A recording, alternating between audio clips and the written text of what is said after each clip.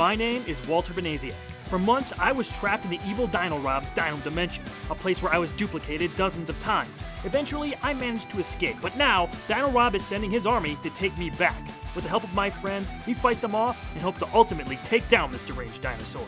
The more we count down, the weaker he gets. This is Top 5.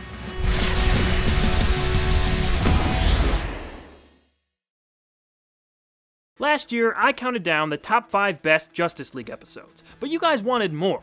As promised, its arguably better sequel series is the subject of today's countdown. These are the top 5 best Justice League Unlimited episodes. Number 5. The Once and Future Thing, Parts 1 and 2.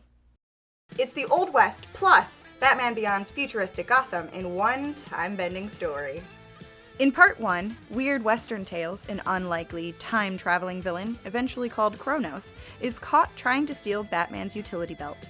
Green Lantern, Wonder Woman, and Batman himself follow him into the Old West. Once there, they team up with a righteous group of lawmen headed by the gruff Jonah Hex to find Kronos and stop his damage to the timeline.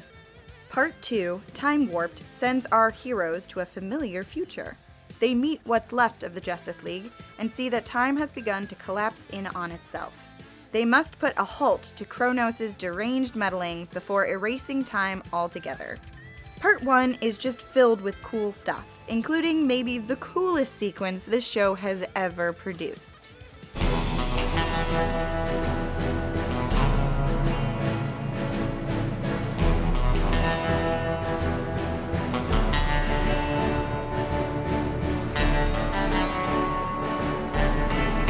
Yeah, that's right.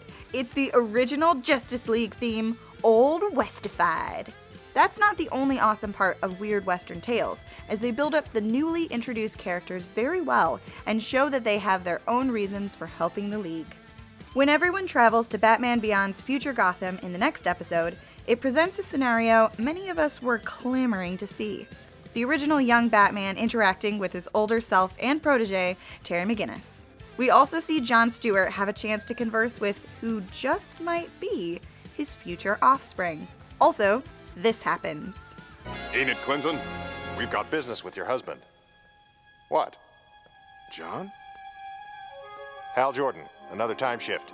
I'm up to speed. Carry on. This two-parter is well remembered among fans of the show, and as the theme suggests, it definitely stands the test of time. Number 4. The Great Brain Robbery. I love this episode. It's hilarious and clever as JLU puts its own spin on the Freaky Friday concept. Dr. Fate tries to trace Gorilla Grodd's current location through a psychic resonance left in the Flash's mind. At the same time, Lex Luthor is trying to pull information out of Grodd's brain. The result switches the minds of Luthor and Flash. Lex immediately goes on the run from the League while trapped in the Watchtower. Since he's in Flash's body, he has all his powers. Simultaneously, Wally West does his best Luthor impression to try and survive while leading the Legion of Doom. Michael Rosenbaum voiced this version of the Flash while also playing Lex Luthor in Smallville, so when Luthor's mind is put into Flash's body, Rosenbaum got to voice Lex in cartoon form. It's a really fun tidbit that makes the episode even better. If nothing else, I can at least learn the Flash's secret identity. I have no idea who this is. I gotta say though, what really made this episode the funniest was Clancy Brown voicing the Flash in Luthor's body. My fellow bad guys, I, Lex Luthor, your leader, will speak now about my, Lex Luthor's plan. My villainous plan.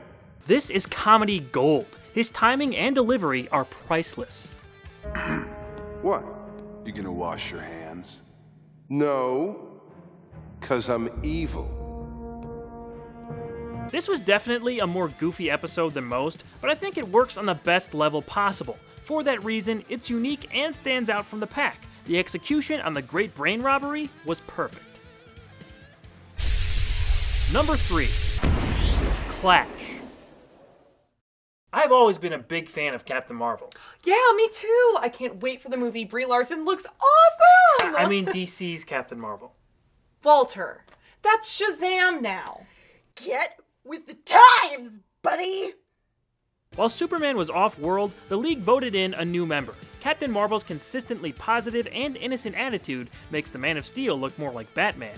Superman is wary of him from the start, as the Captain professes his reverence for who he is and what he stands for, even modeling his own superhero career after Krypton's last son. Things come to a head at Lex Luthor's grand opening of his own town, Lexor City. Superman thinks Lex planted a bomb, but Marvel is more willing to give Lex the benefit of the doubt. It eventually turns physical, with a pair of powerhouses going one-on-one in the middle of the freshly built downtown. The concept of this story was a fantastic way to introduce Captain Marvel. We know he's really just a kid in Billy Batson, but no one in the League does, especially Superman. The tension between them starts off one-sided, but Marvel eventually starts to resent Superman for basically treating him like garbage. The thing is, Captain Marvel is right. Superman has kind of lost what made him who he is at this point in the season. His blinding hatred for Lex Luthor has made him a more angry and less trusting character. Not totally unfounded, considering Lex was still running for president in this episode. Superman is trying his best to not recreate the situation that led to the Justice Lords. A future timeline where the Flash is killed, Superman murders President Luthor, and the Justice League overthrows the world's governments. In any case, Superman has sort of become a jerk, and it's a really smart choice to have someone even more pure in Captain Marvel point this out to him. He has a great speech at the end of the episode that fits this theme. I idolized you. I wanted to be you. Whenever I was out there facing down the bad guys, I'd think, what would Superman do? Now I know. And that's why I'm quitting the Justice League. You don't act like heroes anymore. Besides all that engrossing character progression, we get a major hero-on-hero brawl that is among the best in the series. Shazam! Shazam! Shazam indeed. Number 2. Divided We Fall. This was meant to wrap up the main storyline of the series before it got unexpectedly renewed for 13 more episodes. As is, it's a more than fitting finale for the second season's arc. This episode starts where the last left off. Brainiac has revealed himself to have been hiding within Lex Luthor since he was destroyed years earlier. After escaping the League, the Lex-Brainiac hybrid merge together and become one through the Darkheart nanotechnology that came to Earth in the previous season. With the highest of stakes on the line, the League must defend the world from this catastrophic combination. So Lex and Brainiac coming together to form the ultimate villain was a really good idea. It made everything feel like it was on another level. The threat was at an all-time high, and the battle fought here lived up to it. This also presented the culmination of the League's greatest fear, turning into the Justice Lords. How Luthor Brainiac brought those fears to life is one of a few amazing moments in this episode.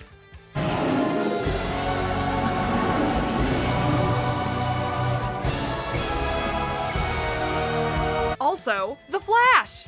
Wally West is my favorite Scarlet Speedster, so seeing him take the spotlight at the end of this episode filled me with joy. Spoiler warning for the end here in case you haven't seen it. Are you going to fight me, boy?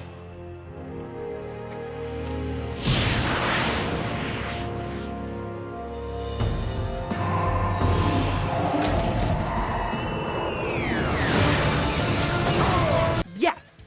Go Wally! His death being at the center of the Justice Lord story made his little disappearance quite impactful and emotional. I feel kinda funny. Flash!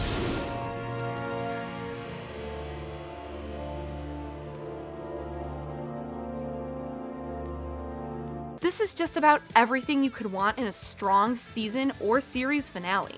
JLU's long-term storytelling and commitment to continuity and character made it the classic series we all still love today.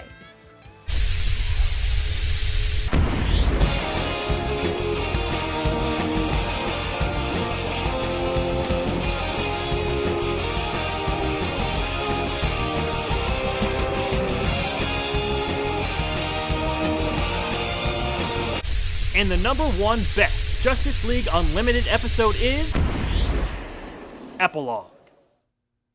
Is this a JLU episode or really just a Batman Beyond episode? Well, it's both. Spoiler warning again, just in case. Meant to be the final episode of the series, this story takes place 65 years after the previous installment. Terry McGinnis has found out that Bruce Wayne is actually his biological father and is questioning his entire life. He pays a visit to a very old Amanda Waller, and she explains why this isn't as bad of a thing as Terry thinks.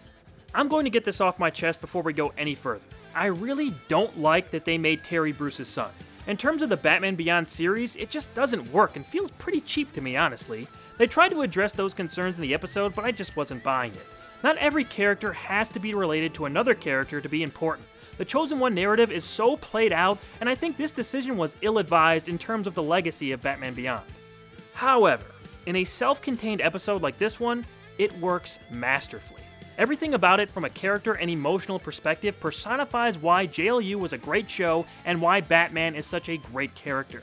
How this episode is structured is another thing that makes it the best of the series. Flashbacks intertwine with the present in some really nice-looking cropped black and white animation tied together by connecting lines of dialogue. It's beautifully done. The story Amanda tells about Bruce's greatest moment as Batman is a poignant one. We see Bruce's humanity in a way that makes us love the character all over again. When we add that to some well-placed cameos and little Easter egg type details, Epilogue is not just the best Justice League Unlimited episode, but one of the best DCAU stories, period. This week on my personal channel, you can check out a video of me comparing Justice League Unlimited to its predecessor, Justice League. Which version of the show was better? Also, we're going to be at the Chicago Comic and Entertainment Expo this coming weekend, April 6th through 8th. We'll be shooting next week's episode at the con, so if you see us on the floor, don't be afraid to say hi. We want to hear what you think. What's your favorite episode of Justice League Unlimited? What would you like to see us cover next on the show? Leave a comment and let us know. To keep in touch, you could like my Facebook page or follow along on Twitter. And you can find me on Twitter, Instagram, or Twitch, where I stream on Wednesday nights. And you can find me on Facebook, Twitter, or Instagram. We'll see you next week, coming to you from C2E2. See you then.